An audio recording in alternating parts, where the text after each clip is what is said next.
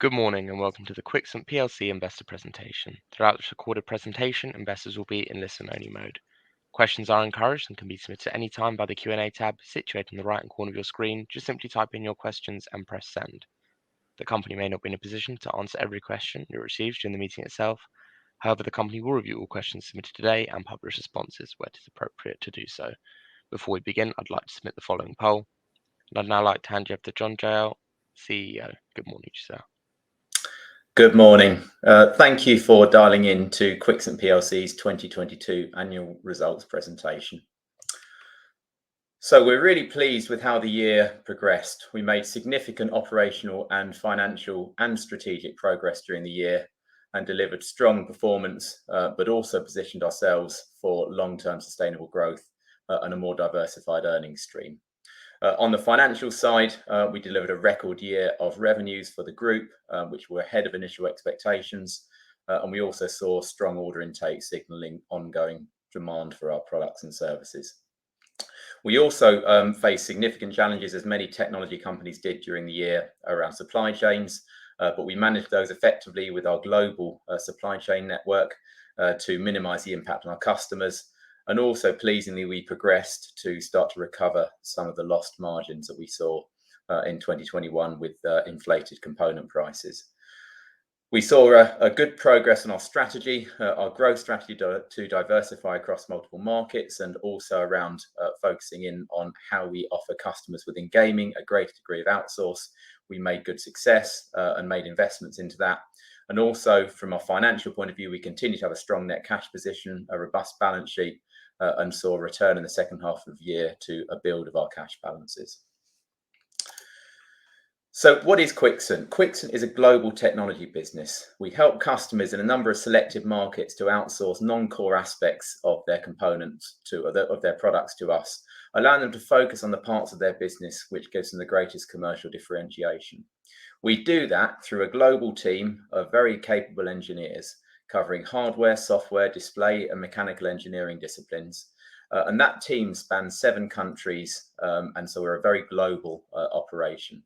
Our customers are in fact in 50 countries, so we're used to, again, having that exposure across multiple time zones, multiple geographies, and multiple cultures. We're an innovative business, 22 patents and 28 trademarks, and our customers rely on that to driving their products with an innovative technology partner that can give them the best of breed technology in the markets that we operate.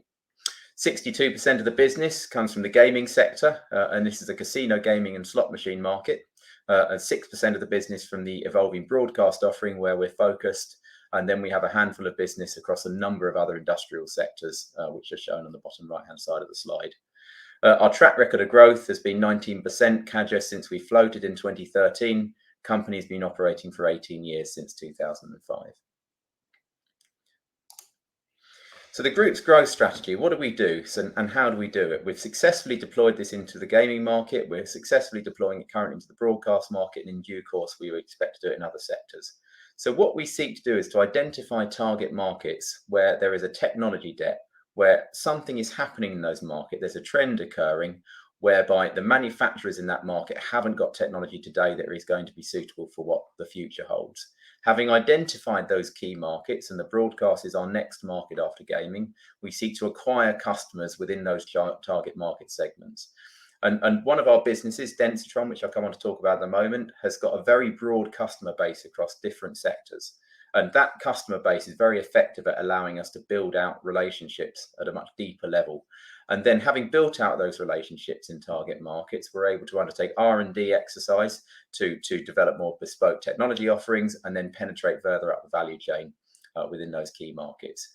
And from time to time, we may also accelerate that organic growth with M&A to enhance our product offering and also to have better routes to market. So what is QUIXANT Gaming? QUIXANT Gaming, we saw an opportunity when the business started in 2005 to provide a purpose-built computer platform that enabled manufacturers of slot machines to outsource that computer to us and thereby focus all of their R&D efforts onto the game design. And the game design is the most important part of a casino slot machine from the point of view of player experience. It's the thing that drives our customers' success. So by allowing them to outsource their computer platforms to us, they can invest much more of their R&D effort on game design. And it also meant that they were able to get the best of breed technology solutions from us. So we are constantly looking at the market for the best technology, trying to solve the regulatory requirements, which are an incredibly difficult part of this industry, to enable the customers to not have that issue, not have that headache in bringing their machines to market. That made them more efficient, it made them more competitive, and it also allowed them to bring their solutions to market faster. The annual market for the gaming business that we have is over $3 billion. That is within the addressable market that we can access today with our current product offering is $310 million. The replacement cycle for the machines in that market are 3 to 5 years, and our typical ASP is about $1,200. We currently, based on 2022, have 23% of that gaming market. And on the right-hand side of the slide, you can see where our solutions sit inside the cabinet. They sit in the internals of the cabinet. Player doesn't experience it. The player experiences our customer's game. That's what drives our customers to be more successful. We look at the second focus sector. We have the broadcast market. So what's happening in broadcast is it's really the revolution that you saw in the smartphones moving from Blackberries to iPhone. It was where smartphones went away from mechanical buttons and they went to a touchscreen based architecture. In broadcast, that hasn't happened yet, but it's starting to occur. So many of the manufacturers are now trying to decide how are they going to achieve this migration. It's even more complex in broadcast because actually, whilst the mechanical controls seem antiquated in the context of other markets where it's all gone touchscreen, actually they provide a wonderful degree of precision and tactility that you need really for that professional broadcast environment where you never get somebody falsely cueing a camera. You never get somebody falsely unmuting or muting a microphone. So the tactile controls in broadcast are really important.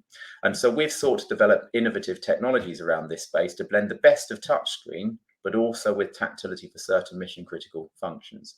And by doing that, we believe that we can access into an $880 million annual addressable market in the broadcast sector, of which with our current product offerings, there's a $220 million market. So about a quarter of the market with our current offerings is available. The products in this market are on a 5 to 7 year product life cycle. So after that period of time, they'll be constantly replaced. And that's what gives you these annual replacement cycles above. Our typical ASP is about $1,000. And based on last year's revenue, we had about 3% of that market. And then finally, talking about the display components business. So this is the origins of the Densitron business. This is where we evolved the broadcast business out of. And actually, Densitron Display Components is a very old business. It's got history going back to the 1970s, a 53-year-old tenure. And so it's served through many different difficult technology markets over that period of time. What Densitron Display Components business allows customers to do is to find the best of breed electronic display modules to put into their equipment.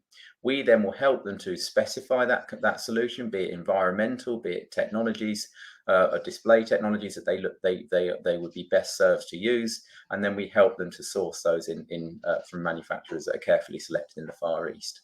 And through this Densitron Display Components business, we have a very broad platform of around 500 customers across different sectors. And through those customers and through those sector exposures, it helps the group to identify new focus markets. And as I said, the broadcast is one of those markets that we've now identified, and we're focusing in on extended R&D to enhance our product offering. And we have a very small part of this very competitive market. It's under 1% market share, but as I said, it is competitive, which means that there's a limit to how much we can charge higher prices and get better margins from it. Hence, while we invest in focus businesses to increase our profit margins within those markets. Thanks, John. Just moving on to to the next slide in terms of how we're organized internally to serve these end markets. We have dedicated sales, account management, and product innovation teams with a deep knowledge of their chosen industry and strong relationships with our customers. But for the rest of the business, it's shared across all the end markets. So shared design and engineering team.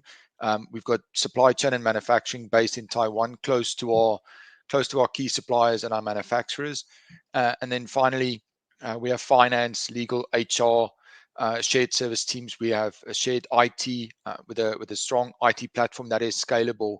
So we don't really need to add that much to the platform as we continue to grow the business. Just moving on to the financial results, and just in terms of the 2022 highlights, as John said, a really strong performance for the group, nearly $120 million of revenue, up 37% year over year. We've seen a continuation of the recovery of our gross margins, up to 32%. That alongside with the higher profit before tax of 10.2 million meant that we were able to deliver EPS of 17.8 cents, almost 200% up year over year. The group generated operating cash flows of $800,000 in the year. It is down year over year as we have made investments in our working capital, predominantly around strategic stock to ensure that we can continue to deliver to our customers. But at year end, still a strong balance sheet, net cash of $12.9 million and good operational liquidity that gives us the flexibility to continue to make the most of both organic and inorganic opportunities. Moving on just to revenues, and as I said, a record revenue year for the group. Second half of the year accelerating to almost $67 million of revenue. In terms of revenue concentration, that remains a priority for the group. We have seen an increase in concentration in the last year as some of our larger customers had a really strong performance, but we're still in a better position than we were in 2018. And this is in part due to the larger proportion of Densitron revenues. Densitron now more than 20% up compared to where they were in 2018, and also a broader gaming offering. Sticking to gaming revenues, and you can see, first of all, the impact that COVID had on the gaming industry in the first half of 2020, but then a consistent recovery since then, accelerating in the second half of this year, almost $43 million of revenue. Gaming shipped $74 million of product in 2022, which is the second best year in the division's history. Now, that was in part due to high volumes. And if you look at the chart on the right, you can see the number of platforms shipped up 30% to 52,000 in the year. Within that, we've also seen a really strong demand for our higher end range of products. And that has helped to drive the average selling price up 13% year over year. Now, this demand that we're seeing in gaming is coming from good recovery in our end markets. And this slide just sets out a bit more detail in terms of how we've seen end markets behave in the last couple of years, starting with the US on the left. That's our biggest market. About 2/3 of our revenue is generated from the US. And again, you can see the impact there in the second quarter of 2020 on gaming revenues, a sharp recovery in the US, which went through 2021 and has continued into 2022, which has been another record year. And you can see it's well above the levels that of gaming revenues in 2019, which in itself at the time was a record year. So the US market has remained remarkably resilient. And again, as some of the early numbers that we've seen from January of this year, that trend has continued into 2023. On the right, the European gaming revenues, a slower recovery, with 21 really being staying at the same level as 2020, but we've seen a sharp recovery in 2022, 40% up year over year, still slightly below pre-pandemic levels, but expectation is that there's going to be further growth in Europe. And then finally, in terms of Asian markets, it's a small part of our revenue base. Less than 5% of our revenue is generated from Asia, and those markets have remained subdued through 2022. Again, linked to COVID, we think of the restrictions that were still in place in China through last year. But what we have seen in January of this year is a sharp uptick around the Chinese New Year and the Golden Week celebrations in that part of the world as China lifted their COVID restrictions. And then we're hoping that's early signs of further improvement in 2023. Moving on to Densitron, and good momentum in that business. Again, continuous growth now from the first half of 2020. A second consecutive record revenue performance for Densitron, just shy of $46 million, up 15% year over year. Again, we've seen broad growth across its subsectors, particularly in broadcast, which grew more than 40% year over year, the third consecutive year of double-digit growth in that sector. Now, in terms of market dynamics for Densitron, what we've seen is that we've won market share from our competitors because of our deep supply chain connections in Asia. We've been able to supply components better than our competitors, and we've won market share as a result. We've also seen a proliferation of touchscreen technology into industrial sectors, including broadcast, which has led to larger displays, increasing ASPs, and giving new challenges for computer technology. We are addressing this trend, particularly in broadcast, and we feel that the product offering that which we have will meet the requirements of the market. And John's got some more detail on that in later slides.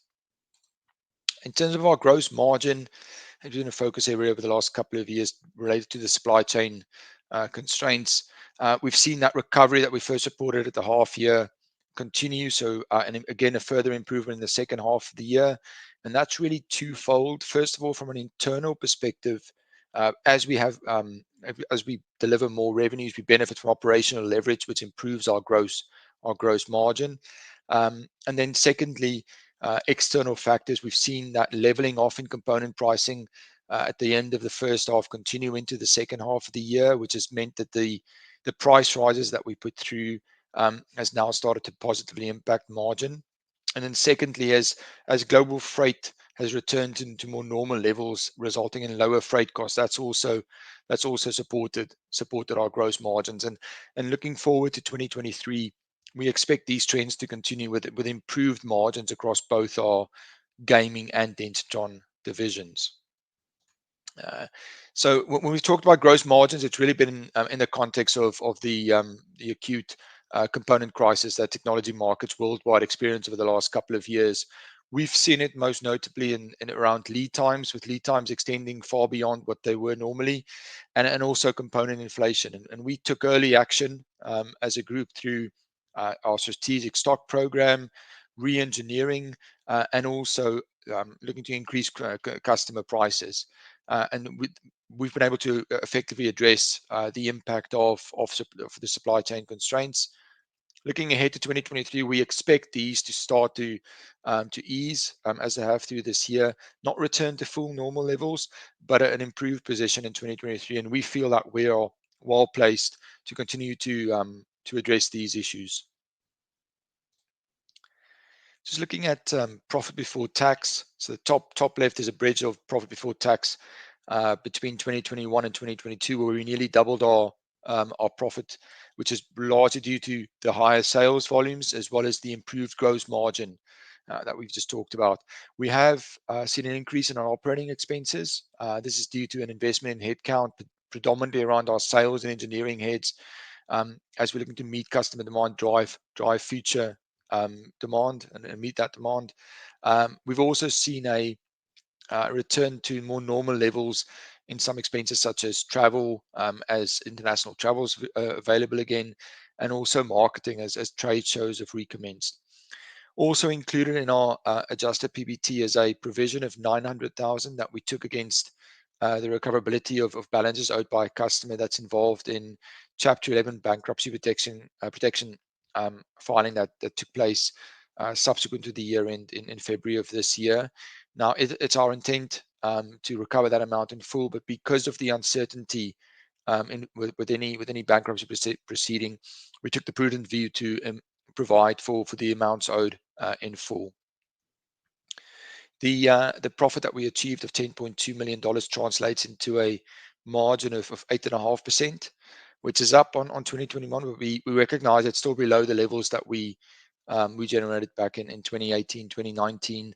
And some of this is deliberate, as we have invested in our business to allow us to have a more broad, more diversified revenue base. And what we're looking to do is grow from the $120 million of revenue that we recognize this year to a bigger revenue base, and then get those profit margins back up to the mid-teen levels in the medium term.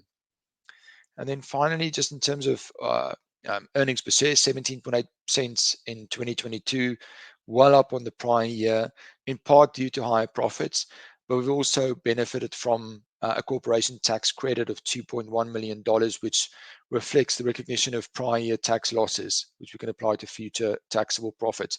It is a one-off credit, and looking ahead in the medium term, we expect our effective tax rate to be in the range of sort of 15 to 18%. And then just moving on to net cash, as I noted earlier, net cash of $12 million at the end of the year. We've continued to generate operating cash flows, but we have invested in our working capital, and predominantly around our strategic stock. But in the second half of the year, we've seen that starting to unwind, and we actually generated free cash flow of $3 million in the second half of the year. In addition to our working capital, we've also continued to invest in new product development, $2.2 million there capitalized there. And we've also paid a dividend of $1.9 million last year. The board is also proposing a dividend of 3 pence per share, so 25% up year over year, which just demonstrates their confidence in the group's prospects and our ability to generate cash. Looking ahead to 2023, we expect further normalization in our working capital, which will allow an increase in our operating cash flows, and to further increase that net cash balance. And with that, I'll hand back to John. Thanks, Johan. So against the strategic growth plan that we set out earlier, we've made good progress during the last year. So first of all, in terms of identification of target markets, so in 2018, we identified broadcast as a next focused market for the group after gaming. And in 2022, we delivered a third consecutive year of double-digit revenue growth within broadcast. So we're pleased that that market that we said we could build a growth business in, we've made good progress in. We've also been successful in landing new customers. So within gaming computers, gaming cabinets, we had our first customer win for cabinets last year, and I'll come on to what our gaming cabinet offering is in a moment. And we've also got a strong broadcast pipeline of customers with a more closely set of qualified opportunities for further growth within that sector. And we've continued on an R&D exercise. Now, it's fair to say that in the supply chain issues that Johan mentioned just a little while ago, the R&D effort was heavily focused on making sure we got customers with product that we could continue to supply. So we did have a sort of a diversion of a lot of R&D resource during 2021 and into 2022 to make sure that we were re-engineering product to allow customers to have their production unaffected. However, it's fair to say we've also continued development of product, and we're expected to do much more of that going into 23 as well. And in terms of penetration further up the value chain, again, we launched our gaming cabinet options in 2019, and we've successfully managed to migrate up the value chain within gaming beyond just the computer boards. And on M&A, we have a much more robust operational liquidity flowing through in the second half of last year. That continues our net cash position we've always held in the business, positions as well for further acquisitions going forward. So our gaming computer range really is the standard bearer for our offering into the casino gaming technology market. This is what we launched with the business back in 2005. And what we seek to provide, as I said earlier, was as an outsourced option for the customers that are bringing gaming cabinets to market. There are 3 tiers of product within that range. There's a lower cost product, which is targeting certain markets like the root markets in North America. There is a mainstream product, which is called the Icon, which is for the VLTs and mainstream casinos. And then there's a high-end product offering called QMax, which is for the class 3 type markets and the high-end casino markets. And then what they effectively have at that different range of price points is different levels of performance and different levels of features, but they're targeted and tuned at those different types of machine. And that gives us a full, complete range to target all of the different types of casino machines in the market. And we've been working on that range to evolve it. And we've launched in 2022, we launched the QMax 3, which brings Intel architecture to the high end for the first time in our product offering. And that's also a more flexible option because it brings in the ability to incorporate NVIDIA-based graphics accelerators as well. So that's a really exciting high-end product launch, and we've already got business secured for that. And then in the target market for the mainstream casinos and VLTs, the Icon range will be bringing out a next-generation product that will have Intel-based architecture for the first time in the latter part of this year. And we are investigating for the IQ range options for a lower price point product in that market. So a really broad set of products targeting all of the different areas of the casino market globally. And what we also set out on the growth strategy was we're all about investing in R&D to penetrate further up the value chain.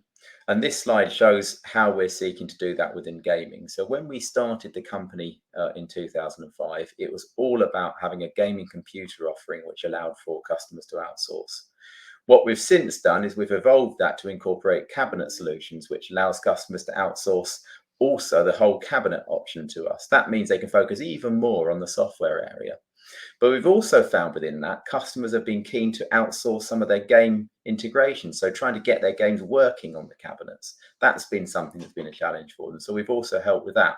And in some areas, there's aspects to their software which they don't want to do, sort of underlying some of the game architecture. So we're trying to provide some support in that area as well. So really within the gaming business, we've fully penetrated through the value range in which we can. What we will never do, really importantly, is we will never write games. So game design, game development, the player experience, that is firmly our customer's domain. That is not part of our business, and we would never go into that space. So we're all about enabling that top line on the chart here to be more successful within our customers' businesses. And we've got a couple of case studies here now for customers who we're working with. So Ainsworth is a very important customer for us. It's been our longest standing customer that we've worked with, and they produce over 7,000 cabinets a year. And it's been a fantastic partnership we've had with Ainsworth over many years. We've gone through 3 generations of product, and now we've just moved them over to their 4th generation of product with our solutions. And through all of that, there's been lots of disruptions that we've had to face as a group together. They've had difficulties with their business. We've had difficulty in supply chain and with our business. But what it's been is it's been a fantastic partnership we've had with Ainsworth. And despite the fact that it's not been easy, and particularly the last year as a supplier, it's been very difficult to keep your promises to customers. You can see on this slide from the quotes from a very senior member of the team at Ainsworth just how good a job we've done. And so the importance and the health of this, and the fact that we've now locked them into the next generation of hardware platform for the next few years, means that it's a very resilient piece of business for us. And we're looking forward to seeing where that evolves to next. The next case study I've got is for a customer called Every. Every is listed in the US on NASDAQ. They produce over 12,000 units a year. They've had a very, very successful recovery out of the pandemic. One of the reasons for that is that they have focused very, very much on game design and player experience. And as I said at the start, that is the thing that drives their commercial success. They have now decided to use our next generation of product, QMax 3, that's based on Intel, and that will be something that will drive that business relationship again for the next few years. And again, with all of the problems that we've had, we've got sort of written statements here from the customer that have said, we've been pleased with how the company's performed for them. So two very important customers to our business, and I'm very proud of how we've worked with them over the last decade or so, and look forward to further business with them in the future. So I'm going to change tack now and talk a bit about Densitron, and particularly on the broadcast opportunity within Densitron. But actually, you don't want to hear this from me. I think it's much better that you hear it from somebody that can talk about this much more clearly and coherently. So I'm now going to hand over to a short video that's going to be run by our Densitron CEO, Simon Jones. My name is Simon Jones, and I've now been with Densitron for 4 years as CEO. As John mentioned, Densitron's purpose is to find and capitalise on growth opportunities for the QUIXANT Group beyond the gaming market. There are 2 parts to the Densitron business. The first part is our core display components business, which sells display components to a wide number of B2B sectors, as an example to medical and industrial customers. The second part of the Densitron business is our broadcast growth business. This business designs and sells broadcast products, human-machine interface modules and ODM services to the broadcast industry. Today in this presentation, I'm going to be focusing on the broadcast growth business. The broadcast workflow is most easily described as glass to glass. By this I mean the glass of the camera lens which captures the image and the glass of the screen on which you watch the broadcast. Within this vast and complex workflow, the highest concentration of human-machine interfaces, or HMIs, is at the heart of the broadcast workflow. This heart of the workflow sits in the production control room, also known as the PCR. The PCR is the point of the workflow where most of the editing and decisions are taken. This PCR market is worth around $880 million annually, of which at Densitron we can address around $220 million based on the HMI technologies we've developed so far today. Over the coming years, the PCR market is expected to grow at around 5% per annum. During this time, of course, we'll continue to expand our technology portfolio. As such, we expect the size of the market that Densitron can address to grow substantially as we travel. We've got three clear propositions that we're using to address the broadcast opportunity that I've outlined. The first one is Densitron's finished hardware and software products. These products represent the best of Densitron's HMI technology, ready to use out of the box. Our second proposition is HMI modules. These HMI modules give broadcast manufacturers the opportunity to take elements of Densitron's HMI technology and incorporate them into their finished products. And finally, we have the ODM Plus hardware, which is where we take over the whole design, engineering and production life cycle for our customers. In terms of the competitive landscape, finished hardware and software products, we will tend to pick niches where there is not a great concentration of competition. An example is the 2U control surface, which you can see on the screen here. There are not really any of those in the marketplace today. In the HMI module space and the ODM hardware space, actually this is about the broadcast manufacturers themselves beginning to outsource things that they currently do themselves. So again, there aren't particularly direct competitors to us in the marketplace. It tends to be the broadcast manufacturers would do it themselves and they would choose us to outsource to. We also have three clear routes to market. Our first proposition, the finished hardware and software products, we actually sell to all three channels. So examples of end users that we'd sell products to would be the BBC. An example of a systems integrator that we'd sell a finished product to would be NEP. And then there are many examples of broadcast manufacturers such as Evertz or Grass Valley that we would sell finished hardware and software products to. Within HMI modules and ODM hardware, there is one channel to which they're relevant, and that is the broadcast manufacturers. So supporting them to either outsource their hardware design and manufacturing or to supply sub-assemblies or modules to help them in their manufacturing process. In our first case study, I'd like to talk about finished hardware and software products. And this one's a great example of where a customer is seeking to move from a mechanical button to a more flexible, rich touchscreen-based interface. In this case, the customer is a public sector customer. They had a piece of control software that they liked, but the control panel that controlled the software was mechanical, clunky and old-fashioned, so they couldn't achieve the types of user interfaces that they desired. The Densitron 2RU panels with an integrated x86 computer were selected by this customer to replace their mechanical panels. On our panels, they were able to load on the software that they loved, but they then had the flexibility of the full touchscreen-based interface to design the user experiences that they desired. In this second case study, we're working with an audio mixing console manufacturer. Audio mixing consoles are extremely complicated and expensive pieces of equipment. As you can see from the picture, the majority of the control surface today is mechanical. Mechanical faders, mechanical rotaries, mechanical switches. And there are hundreds of them, with only a small touchscreen at the top of the unit. This combination of mechanical and small touchscreen really limits the user experience and the flexibility that the product manufacturer has to design amazing, beautiful, efficient human-machine interfaces.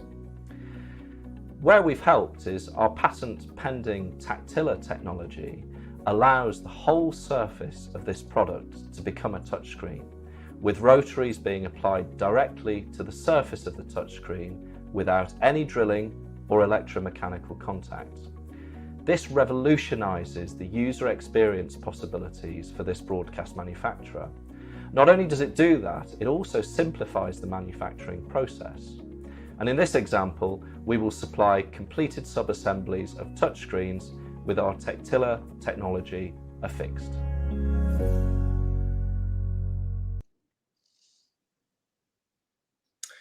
So hopefully you feel excited as we do about that opportunity we have in broadcast. And why do we feel excited? So the first thing is it's an attractive market, and as Simon said, it's growing. So it's a building opportunity for us as time goes on. There's technology change occurring in it. There's this push towards touchscreens, and we've already got established customer relationships that we're working with and a small but growing market share. The products that we have, we believe, are innovative. We filed patents for them, and we have industry specialists in the team, some of whom have only joined us recently. So we believe that we've got all of the right ingredients within broadcast to drive sustainable growth of that business that will diversify our group's earnings. Good. Thanks, John. Just moving to sustainability. The group has a clear corporate responsibility strategy, prioritizing sustainable growth and employee well-being. And importantly, we focus on having practical, measurable annual targets to improve on ESG matters. And what we've done this year, we've had various activities around the employee-selected charity of UNICEF to raise funds for the charity. We've also continued to do the work around our supplier code of conduct, with 100% of our suppliers now signed up and over 95% of them audited. We've continued to expand the EV car scheme that we've launched in the UK. And then finally, we've improved the board constitution and independence by bringing on 2 new non-executive directors, Duncan Penny and Carol Thompson, to the board in September of 2022.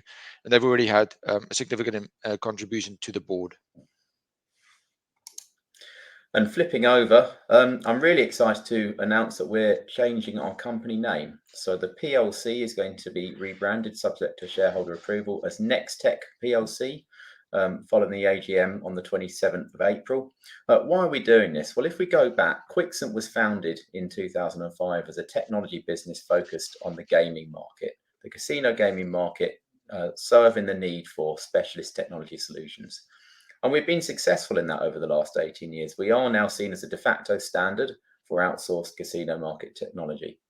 However, since that time, we've also diversified the business into other sectors through the Densitron offering. And we've focused in on some of those sectors, an example being the broadcast market. So in keeping with the growth strategy for the group and the fact that gaming is a very strong brand within the game, QUIXANT is a very strong brand within the gaming sector, we believe that it's appropriate that we recognise that the group as a whole actually stands for a number of different sectors, and therefore we're rebranding it as Nextech. QUIXANT will still be a gaming brand, and Densitron will still be a brand for non-gaming industrial display HMIs.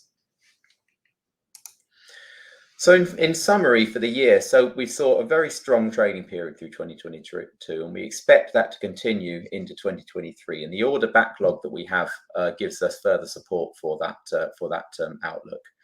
We saw a margin recovery during the year, and we expect that to continue into 2023, driven by both higher revenues leading to operational leverage and also recovery of some of the gross margin that we gave up in 2021.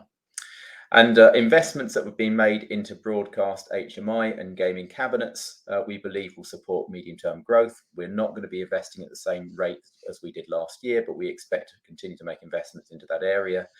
And that means that over the time that those investments start to pay off, we will see a much healthier, more diversified stream of earnings from a number of different sectors. We are cautious of recession risk, and we believe that in certain sectors, for example, in the medical sector, we are going to see softer demand for the products. But nonetheless, the strength of pipeline that we have, the strong customer relationships we have, we believe that we can continue to grow the group's revenues through that period of time. And we are expecting that as supply chains start to ease, and they still are very difficult within the industrial marketplace, but we are expecting to be able to unwind some of our strategic stock and return to a strong operating cash generation in this year. And finally, as we enter the next chapter in the company's life, we're going to be rebranding the company to Nextech PLC, supporting the business's evolution across multiple vertical end markets. So that's what we wanted to present today. We'd really like to ask some questions, and I've got a couple that have come up on the screen here. So the first question is, can you expand your pipeline of new products? On what areas of new growth do you see these opening up? So in terms of the new products that we've got the gaming cabinets offering for the casino gaming market. That's something that's very much targeted at the sort of the route markets or lower end cost-effective markets, particularly in North America. But we've also got opportunities now evolving in Europe for those offerings. That's an area where we're going to be focusing. It's certainly an area of growth in terms of new products, but that's alongside actually much more growth within our casino gaming platforms business, so the computer platforms that sit inside those cabinets. We're also, of course, talked about broadcast a lot. That's a new area of growth for the business. It's been a strong growth driver for the last 3 years. It's been double-digit growth for 3 years rather, and yet we believe that there's much more ahead of that as we push towards that $220 million addressable market. And in terms of the focus over the next 12 months, that's the second question I've got. I guess in a sense, we're looking in 2 directions at the moment. We're looking at partly how do we make sure that the near-term issues, which are certainly not entirely fixed around supply chains, are addressed. We have to make sure that we look after our current customers, but also in terms of the outlook of the business. You know, we've got a stable platform with a good balance sheet, good operational liquidity, and that puts us into a position for thinking about further investment and also into, you know, acquisitive growth by finding interesting complementary business to the company. Questions just come in. What's the opportunity for the company in the broadcast market? How fragmented is it? And do you think that acquiring business is the key factor to drive your expansion here? So it's a really great question, and actually I sort of kind of answered it as I was answering the previous point. So it's quite a fragmented market. It's fair to say there are a lot of very small players in it. There's a number of very big players in it, and I think acquisitions will form part of that strategy. I think it also is an organic grower. I think the acquisitions are more about accelerating our progress into the expansion to that market rather than being necessary in order to be able to achieve it.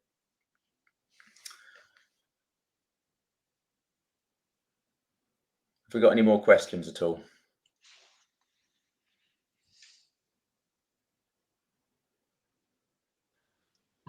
John, Johan, you have answered all the questions that have come in through the Q&A tab. But in the meantime, what I might ask you to do is just ask you for a few closing comments. And if any other questions do come in, then we can look at those afterwards.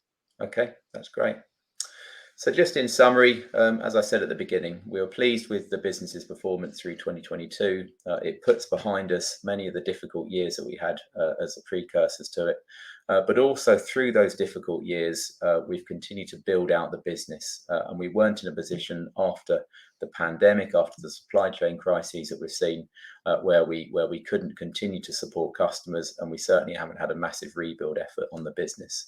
So that's meant that as we came out of that period, we're now positioned extremely well for longer term sustainable growth within the business across multiple markets. We believe we've got a strong platform for that. We've got a strong financial backing to do that. And we're very excited about where that will lead to in terms of growth going forward. John, Johan, thank you very much for updating investors today. Could I please ask investors not to close this session, as you'll now be automatically redirected to provide your feedback in order that the management team can better understand your views and expectations. We have actually just had a few questions come in there. I don't know if... Yeah, we can pick those up. Perfect. Johan, do you want to get the first one? Yeah, so the first one is, do you expect R&D credit and patent box relief to keep offsetting taxes? And yes, in the near term, that is the case. So I mentioned earlier that we expect our tax rate to be in the range of sort of between 15 and 18%, our effective tax rate, and that reflects some benefit from R&D credit and patent box as we continue to work on the development of products here in the UK. The second question is around capital allocation. So the question is around why we pay dividends as a return of capital to shareholders rather than reinvestment or stock repurchase. So I think, you know, to pick that up, and Johan, feel free to chip in on this, you know, with your views as well. So I think the first point is, you know, we pay a dividend principally because it demonstrates we're cash generative business, a very cash generative business. Historically, we've had a couple of years where that cash has been used, but we do generate a lot of cash that's thrown off through the business's operations, and a dividend is one form of demonstrating confidence in that ongoing cash generation. So we do it for that reason. The dividend is very modest, it's fair to say, in the context of cover ratio. We could pay a much bigger dividend than we do, but it's a modest dividend we're paying, and it's demonstration of confidence. I think in terms of things like stock repurchases, one of our challenges of the business is liquidity. I think repurchasing of stock would have the opposite impact to providing better liquidity. So that's probably not something we would look to do. In terms of debt, we have very, very, very little debt. In fact, the only debt that we do have is a mortgage that we have within Taiwan. It's something that we have as a means of having a financing facility. Actually, we could repay that mortgage, but it's got benefits outside of just the sort of the borrowings facility that it's got. So really, we have no debt to speak of. So really, the major sort of capital allocation decision is around, paying a small dividend, but then, use of that cash. In the last year, it's been about working capital and having the war chest for times of disruption. And then in years where, where we perhaps don't have such disruption in those sense, we would use it for acquiring other businesses. The next question that's come in is around reducing exposure to Taiwan for manufacturing. So that's a really good question. I'm sure it's on the forefront of many people's minds. We have a large outsourced manufacturing operation within the Far East, where we use subcontract manufacturing for a lot of our products. So one of the things that's important to understand is Taiwan is still the hub of all, or 90% of the world's advanced semiconductors. So sort of trying to entirely de-risk from Taiwan is almost impossible for any technology business. What it is fair to say is we are looking at options for expanding our production outside of Southeast Asia, and trying to find ways in which those can be brought online efficiently, so that we're not adding a big cost base, not adding a lot more inventory to the group, but doing so by having a more resilient manufacturing supply chain network. There's just questions coming around development costs. So with development costs being capitalized, do you have any issues with these costs having to be written off? And in short, the answer is no significant issues. We did in the current year, as is reflected in our annual report, write off about $500,000 of development costs. Now those were in part due to our own internal reviews. We had some projects that we commenced, and as we were reviewing them, determined that it wasn't to our benefit to continue those, and so we've written some of those costs off. And then we also had some costs, capitalized costs, written off in relation to sort of decommits from AMD in terms of our supply of components. But broadly, it's not been an issue for us, nor do we foresee it being an issue for us in the future.